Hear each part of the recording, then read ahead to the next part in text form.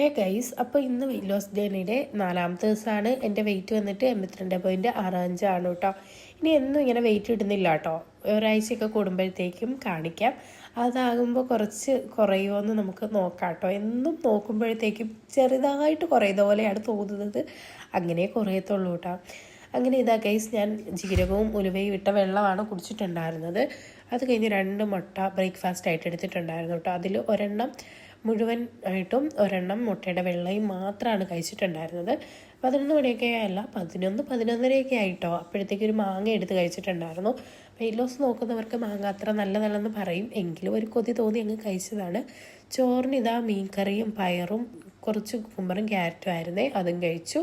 പിന്നെ ഞാൻ എൻ്റെ ഡിന്നറായിട്ട് എടുത്തിട്ടുണ്ടായിരുന്നത് കുറച്ച് ബദാമും റോബസ്റ്റ പഴവും ആയിരുന്നു കേട്ടോ. ഒരു ഗ്ലാസിൻ്റെ പകുതി ചായ എടുത്തു, പക്ഷേ ഷുഗർ ആഡ് ചെയ്തതുകൊണ്ട് ഞാനത് കുടിച്ചില്ല. കുടിക്കാമെന്നൊക്കെ പറഞ്ഞ് കുറേ നേരം ഇരുന്നു. പിന്നെയും ഞാൻ വിചാരിച്ചു വേണ്ട, ഷുഗർ ആഡ് ചെയ്തിട്ടുണ്ടല്ലോ. അപ്പോൾ ഇന്നത്തെ വീഡിയോ ഇത്രയേ ഉള്ളേ.